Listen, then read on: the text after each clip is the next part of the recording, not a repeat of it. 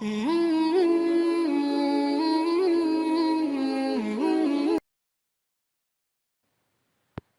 আলাইকুম সুপ্রিয় শিক্ষার্থী বন্ধুরা, আশা করি সবাই ভালো আছো। রাসেল 5 মিনিট স্কুলের পক্ষ থেকে সবাইকে আন্তরিক শুভেচ্ছা এবং অভিনন্দন জানাচ্ছি। আমি খালিদ সাইফুল্লাহ সাকিব, ঢাকা বিশ্ববিদ্যালয়ের applied chemistry and chemical engineering ডিপার্টমেন্টের 2017-18 সেশনের একজন স্টুডেন্ট। তো শিক্ষার্থী বন্ধুরা, আজকে তোমাদের সামনে রসায়নের তৃতীয় অধ্যায় অর্থাৎ পরিমাণগত রসায়ন নিয়ে আলোচনা করব। তোমরা সবাই জানো এটি অ্যাডমিশনের জন্য অত্যন্ত গুরুত্বপূর্ণ একটি টপিকস। প্রতি বছর এখান থেকে বেশ কিছু প্রশ্ন এসে থাকে এবং এই চ্যাপ্টারটি ম্যাথমেটিক্যাল হওয়ার কারণে এটা আরও বেশি গুরুত্বপূর্ণ।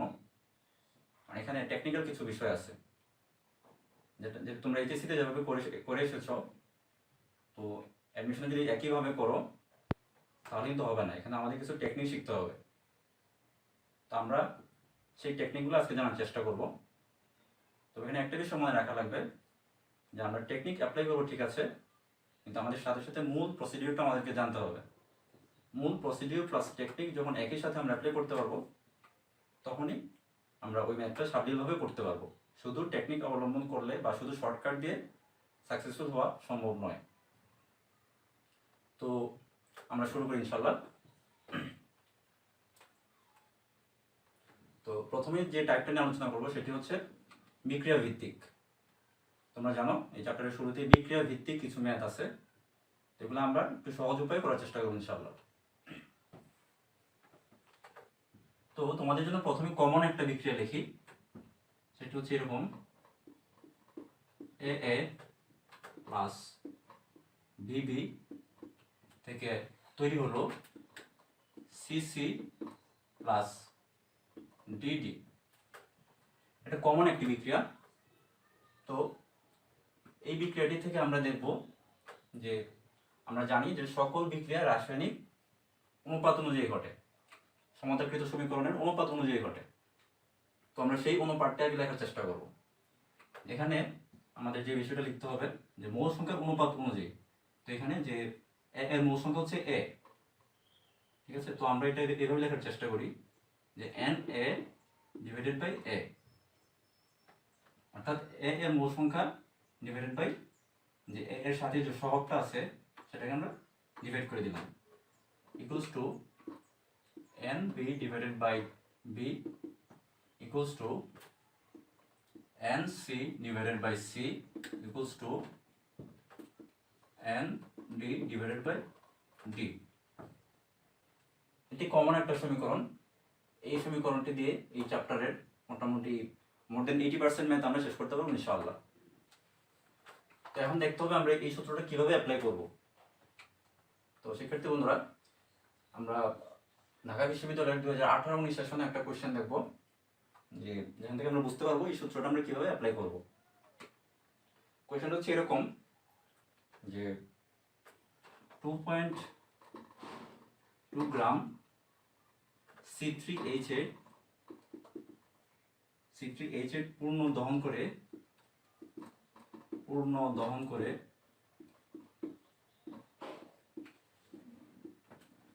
করে কার্বন ডাইঅক্সাইড ও H2O তৈরি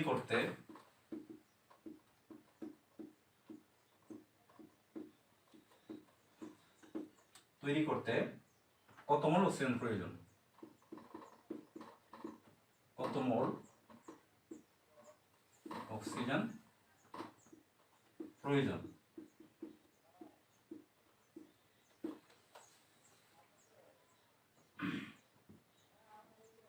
তো এই ম্যাথটি আমরা এই সূত্রে অ্যাপ্লাই করে কিভাবে করব। প্রথমে দেখতে হবে আমাদের কোন ইনফরমেশনটা দেয়া আছে। এখানে আমার দেয়া আছে C3H8 এর ইনফরমেশন এবং বের করা লাগবে কত মোল অক্সিজেন। তো আমাদের প্রথমে যে কাজটা করতে হবে বিক্রিয়াটা লিখতে হবে। আমরা ফার্স্টে বিক্রিয়াটা লিখে ফেলি যে C3H8 অক্সিজেনের সাথে বিক্রিয়া করবে প্লাস অক্সিজেন, তৈরি হবে কার্বন ডাইঅক্সাইড এবং H2। দহন বিক্রিয়া সবসময় কার্বন ডাইঅক্সাইড প্লাস পূর্ণ ধরনের H2 তৈরি হয়। তারপরে আমাদের যেটা করতে হবে, সমতাকরণ করতে হবে বিক্রিয়াটা। আমরা যদি সমতাকরণ করি, এই পাশে কার্বন আছে 3টা, সো এই পাশে 3টা লাগবে, 3 দিয়ে দিই। তারপরে এই পাশে হাইড্রোজেন আছে 8টা, সো এই পাশে 8টা বানাইতে গেলে আমার 4 দিতে হবে। সর্বশেষ অক্সিজেনের সমতাকরণ করব। এই পাশে অক্সিজেন আছে 4টা, আর 6 6 4 10, সেখানে 5 দিতে হবে। সেটা হচ্ছে আমার সমতাকৃত সমীকরণ। তো এই ধরনের বিক্রিয়া ভিত্তিক যখন ম্যাথগুলো করবো, আমাদের প্রথম কাজ হচ্ছে বিক্রিয়াটা লেখা সঠিকভাবে এবং সমতাকৃত সমীকরণ সহ লেখা। তার পরবর্তীতে আমরা এই সূত্রটা অ্যাপ্লাই করতে পারবো। এই ক্ষেত্রে আমাদের সবগুলা অনুপাত নেওয়ার প্রয়োজন নেই, শুধুমাত্র যে তার ইনফরমেশন দেয়া আছে এবং যে ইনফরমেশনটা বের করা লাগবে, ওই দুইটা আমাদের প্রয়োজন। এখানে দেয়া আছে আমার 2.2 গ্রাম C3H8 এইটা, এবং বের করতে হবে কত মোল অক্সিজেন এটা। সো আমরা এই দুইটার অনুপাতটাই লিখে আমরা করতে পারবো না। তো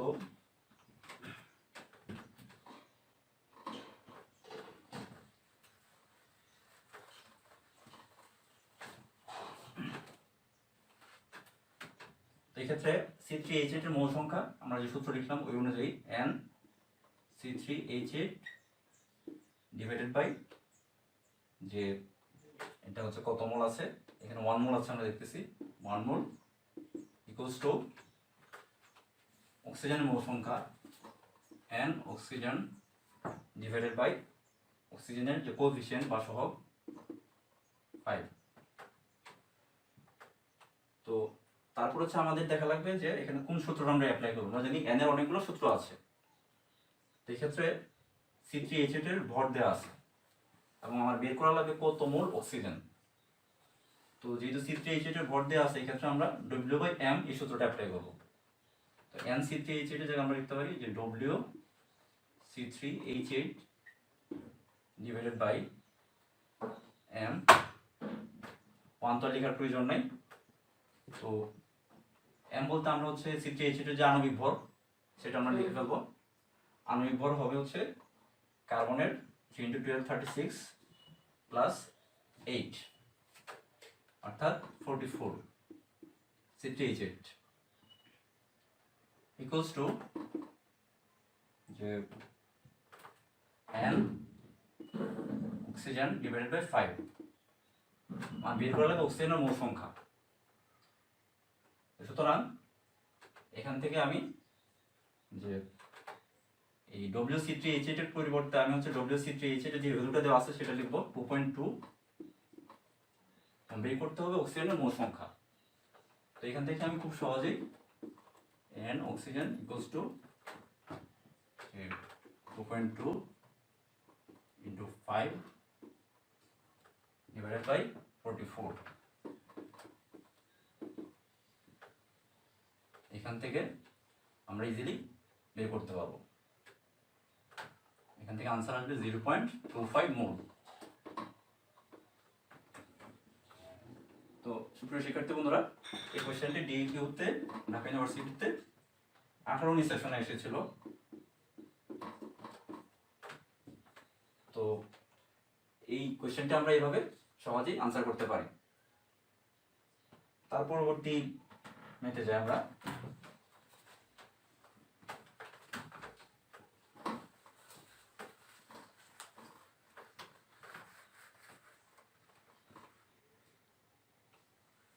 সুপ্রিয় শিক্ষার্থী বন্ধুরা, এই টপিক্সের উপরে আমরা আরেকটি ম্যাথ দেখার চেষ্টা করব। আশা করি বিষয়টা পুরোপুরি ক্লিয়ার হয়ে যাবে ইনশাআল্লাহ।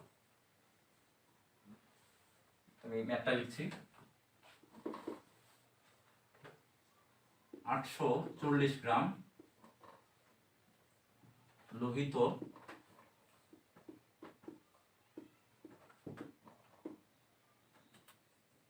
তপ্ত লৌহ গুঁড়ার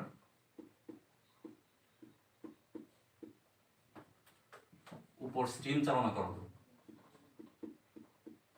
উপর স্টিম চালনা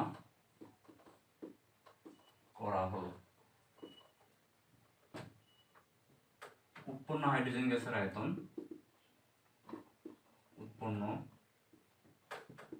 হাইড্রোজেন গ্যাসের আয়তন এসএটিপিতে কত হবে? শিক্ষার্থী বন্ধুরা, তো এই ক্ষেত্রে আমাদের প্রথম কাজ আগের মতোই, ফার্স্টে আমাদের বিক্রিয়াটা লিখতে হবে। এই ক্ষেত্রে লোহিত তত্ত্ব লৌহ গুঁড়া, অর্থাৎ এখানে আয়রনের কথা বলা হচ্ছে। So iron plus steam, steam মানে ওয়াটার, বাষ্পীভূত যে পানি ওটাকে স্টিম বলা হয়। সো H2O, এবং এখানে আমার তৈরি হবে হচ্ছে হাইড্রোজেন গ্যাস, এবং এর সাথে তৈরি হবে Fe3O4 প্লাস হাইড্রোজেন। এখানে একটি বিষয় অনেকের কনফিউশন হয় যে আয়রন প্লাস H2O Fe3O4 কিভাবে হয়। এটা অ্যাকচুয়ালি Fe3O4টা অ্যাকচুয়ালি FeO এবং Fe2O3 দুইটার মিক্সচার। মনে রাখতে হবে যে এখানে আমাদের দুইটা পসিবিলিটি ছিল, যেহেতু আয়রনের যোজনী 2 এবং 3, আমাদের তৈরি হতে পারতো FeO আয়রন অক্সাইড যদি 2 হয়, এবং আয়রনের যোজনী যদি এখানে 3 হয় তখন তৈরি হবে Fe2O3। এখানে অ্যাকচুয়ালি এই দুইটার মিক্সচারই তৈরি হয়। সো এই দুইটার যদি আমি যোগ করি Fe3O4 হবে। তো তার পরবর্তী স্টেপ হচ্ছে আমাদের সমতাকরণ করা। তো সমতাকরণের জন্য রাইট সাইডে আয়রন 3টা, সো লেফট সাইডে আয়রন 3টা লাগবে। তারপরে রাইট সাইডে অক্সিজেন 4টা, লেফট সাইডে অক্সিজেন 4টা লাগবে। লেফট সাইডে হাইড্রোজেন 8টা, রাইট সাইডেও 8টা লাগবে। 3 iron 3 iron, 8 hydrogen 8 hydrogen, 4 oxygen 4 oxygen. Okay, তার পরবর্তীতে আমাদের এখানে কার ইনফরমেশন দেওয়া আছে আয়রনের 840 গ্রাম, এবং বের করা লাগবে কার ইনফরমেশন হাইড্রোজেন গ্যাসের। তাহলে এখানে আমার আয়রন এবং হাইড্রোজেনের অনুপাতগুলো নিয়ে কাজটা করতে হবে।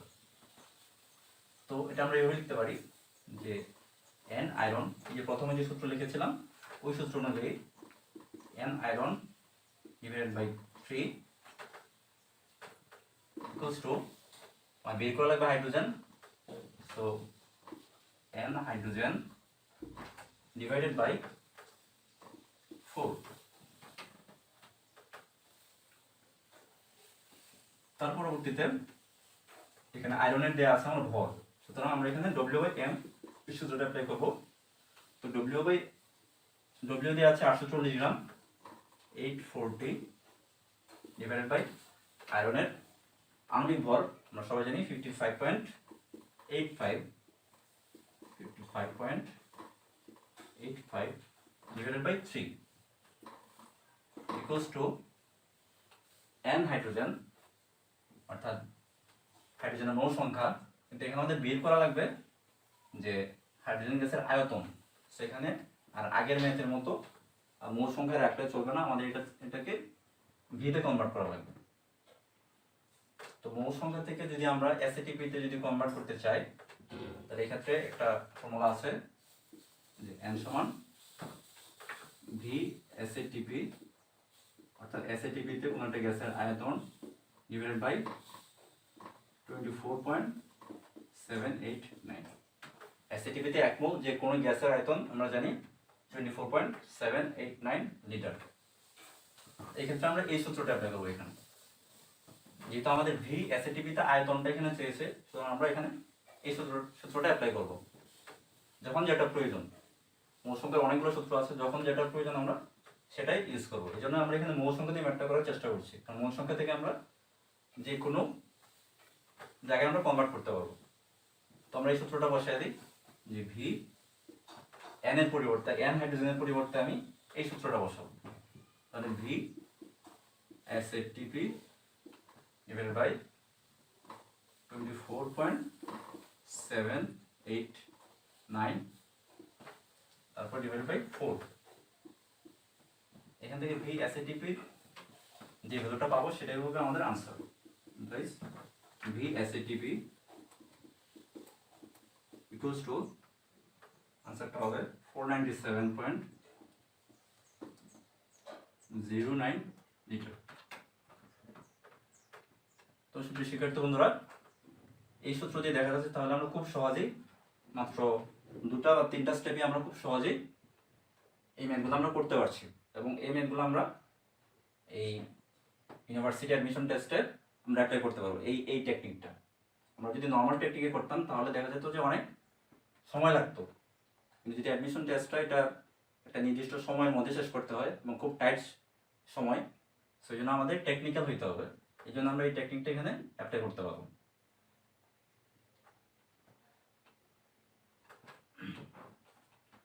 টপিকস দেখবো আজকে। সেটি হচ্ছে আমরা কিভাবে সীমিত বিক্রিয়ক ভিত্তিক বা লিমিটিং রিএজেন্ট ভিত্তিক যে ম্যাথগুলো আছে সেগুলো আমরা করতে পারি। মাত্র যে 2টা এক্সাম্পল দেখালাম, যেটা এক্সাম্পল যদি তোমরা ভালো মতো খেয়াল করো তাহলে বুঝতে পারবা যে এখানে একটা ইনফরমেশন দেওয়া ছিল আর একটা ইনফরমেশন বের করতে হয়েছে। কিন্তু সীমিত লিমিটিং রিএজেন্ট ভিত্তিক যে ম্যাথগুলো ভালো করে যদি খেয়াল করো তাহলে দেখবা এখানে 2টা ইনফরমেশন দেওয়া আছে। তো যখনই দেখবা এরকম কোনো একটা ম্যাথের, এই ধরনের ম্যাথের যে 2টা ইনফরমেশন একসাথে দেওয়া আছে, তাহলে ধরে নিতে হবে এটা সীমিত বিক্রিয়ক ভিত্তিক ম্যাথ। এখন যে 2টা ইনফরমেশন দেওয়া থাকবে, এই 2টা ইনফরমেশনের মধ্যে আমরা কোনটা ধরবো, কোনটা ধরে ম্যাথটা করবো সেটাই গুরুত্বপূর্ণ। আমরা সবাই জানি যেটা লিমিটিং রিএজেন্ট সেটাকে ধরে আমাদের ম্যাথটা করা লাগবে। তো আমরা একটা এক্সাম্পল দিই, তাহলে বিষয়টা ক্লিয়ার হয়ে যাবে ইনশাআল্লাহ।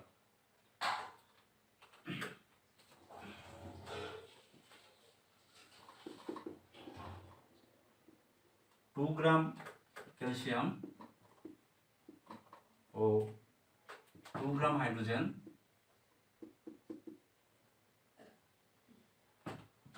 গ্যাসের একটি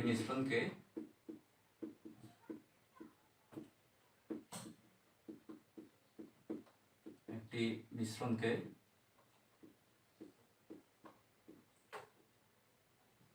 উত্তপ্ত করলে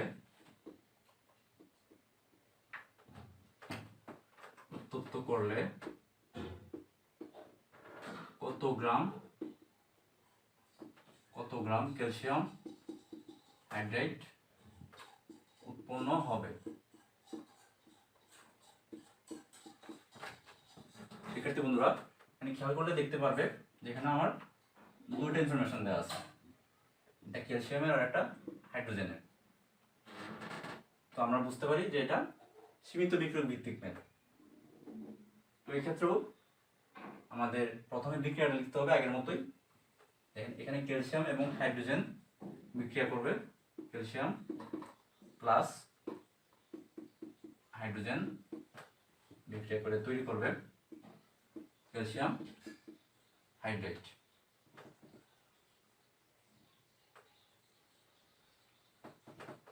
এখন এটা অলরেডি সমাধানকরণ করা আছে। তো আমাদের বুঝতে হবে এই দুটার মধ্যে ক্যালসিয়াম এবং হাইড্রোজেন যে 2টা ইনফরমেশন দেওয়া আছে, 2টার মধ্যে কোনটা limiting reagent.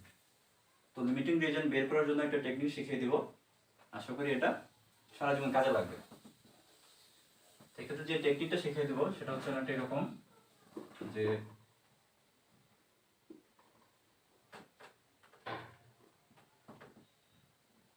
n by stoichiometric coefficient, যার লোয়েস্ট হবে, সেটা হচ্ছে আমার লিমিটিং রিএজেন্ট। এখানে nটা হচ্ছে মোল সংখ্যা, যার ইনফরমেশন দেওয়া আছে তার মোল সংখ্যা, ডিভাইডেড বাই স্টোইচিওমেট্রিক কোএফিসিয়েন্ট মানে হচ্ছে বিক্রিয়ার পাশে যে মোল সংখ্যা যেগুলো আছে বিক্রিয়া অনুযায়ী, সমীকরণ অনুযায়ী যে মোল সংখ্যাটা আছে, যে সহগটা আছে, এটা হচ্ছে স্টোইচিওমেট্রিক কোএফিসিয়েন্ট। তো এই মোল সংখ্যা এবং স্টোইচিওমেট্রিক কোএফিসিয়েন্ট যার লোয়েস্ট হবে সেটা হচ্ছে আমার লিমিটিং রিএজেন্ট। তো আমরা এখানে ক্যালসিয়াম এবং হাইড্রোজেনের মধ্যে দেখি কোনটার অনুপাত কম, সেটা হলো আমাদের লিমিটিং রিএজেন্ট।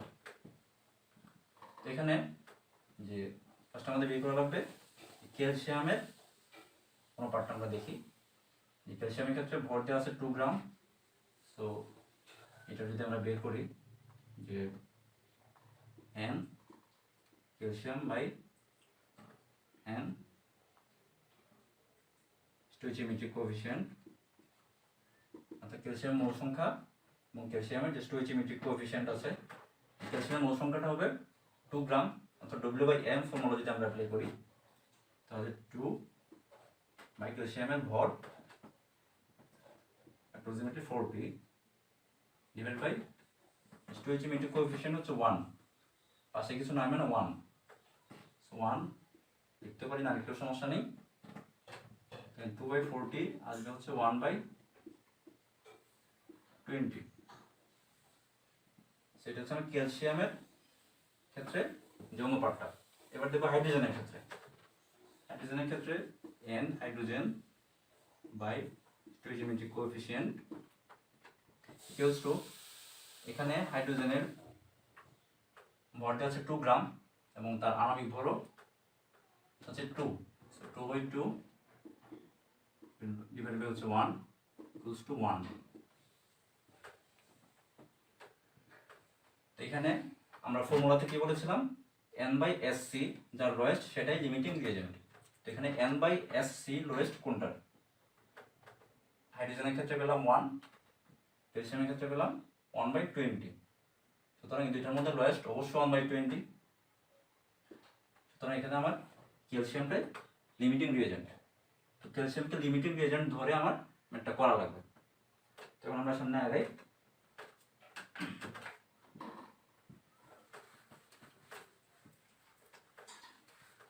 তো এখানে আমরা এখন পর্যন্ত এতটুকু বুঝতে পারলাম, এখানে যে দুটো ইনফরমেশন দেওয়া আছে তার মধ্যে যেটা লিমিটিং রিয়েজেন্ট, যেটা আমরা মাত্র বের করলাম ক্যালসিয়ামের ইনফরমেশনটাকে বেস ধরে আমরা ক্যালসিয়াম হাইড্রেট কত গ্রাম তৈরি হবে সেটা বের করতে পারবো।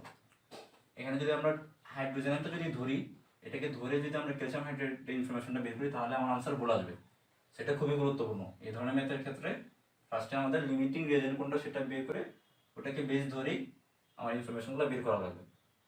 এই ক্ষেত্রে আমরা যে আবার আগের ফর্মুলাতে চলে যাই, যে ক্যালসিয়ামের ইনফরমেশন আমার দেওয়া আছে, এখন হাইড্রোজেন নিয়ে চিন্তা করার সুযোগ নেই, ক্যালসিয়াম নিয়ে চিন্তা করা লাগবে যেহেতু এটা আমার লিমিটিং রিয়েজেন্ট। তো n ক্যালসিয়াম ইনফরমেশন দেওয়া আছে আমার ক্যালসিয়ামের n ক্যালসিয়াম, এবং এটার যে সহগ হচ্ছে 1, সো এটা না লিখলেও সমস্যা নেই। ক্যালসিয়াম বাই 1 ইকুয়ালস টু বের করা লাগবে ক্যালসিয়াম হাইড্রেটের ইনফরমেশন কত গ্রাম calcium hydrate. So n calcium hydrate এর পাশে যে সহগ আছে সেটা হচ্ছে 1 বাই 1। তো এই ক্ষেত্রে ক্যালসিয়ামের মোল সংখ্যা বের করা লাগবে।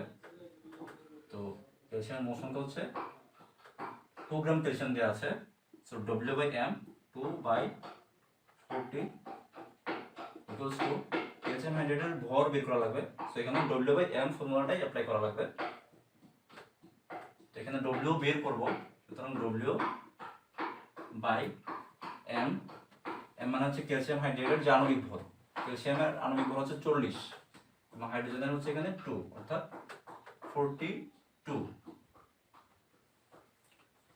তো এখন এখান থেকে আমরা জাস্ট W এর ভ্যালুটা বের করে ফেলবো, খুব easy. W equals to 2 into 42 divided by 40, 220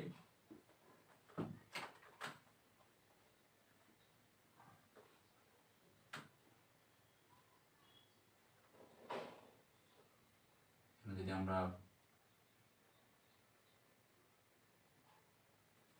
10/20 21 by 10 অর্থাৎ 2.1 গ্রাম ক্যালসিয়াম হাইড্রেট। তো ছোট শিক্ষার্থী বন্ধুরা, ঠিক আছে, আমরা যে বিষয়টা শিখতে পারলাম সেটা হচ্ছে যে যদি এরকম হয় যে দুটা ইনফরমেশন একসাথে দেওয়া আছে তখন আমাদের কনফিউশন হতে পারে যে কোন ইনফরমেশনটাকে বেস ধরে আমি যে ইনফরমেশনটা চাওয়া হয়েছে যেটা বের করা লাগবে সেটা বের করবো। এক্ষেত্রে যেটা লিমিটিং রিয়েজেন্ট যে প্রসেস আমি দেখালাম, প্রসেসটা হচ্ছে আবারও বলছি সুবিধার্থে যে n বাই স্টোইচিওমেট্রিক কোএফিসিয়েন্ট যার লেস হবে সেটাই হচ্ছে আমার লিমিটিং রিয়েজেন্ট। মোল সংখ্যা ডিভাইড বাই স্টোইচিওমেট্রিক কোএফিসিয়েন্ট, অর্থাৎ সমতাকৃত সমীকরণে যে সহগটা থাকবে সেটা, যার কম হবে সেটা আমার লিমিটিং রিয়েজেন্ট, এবং ওই লিমিটিং রিয়েজেন্টটাকে বেস ধরে আমার ইনফরমেশনগুলো বের করা লাগবে, তাহলেই এই ধরনের ম্যাথ আর ভুল হবে না।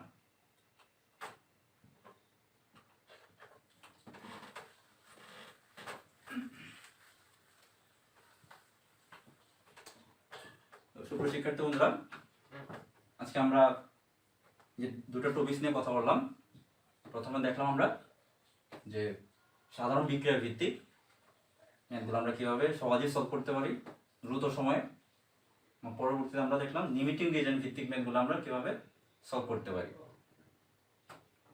তোমরা যদি বই দেখো, এই ধরনের প্রচুর ম্যাথ আছে।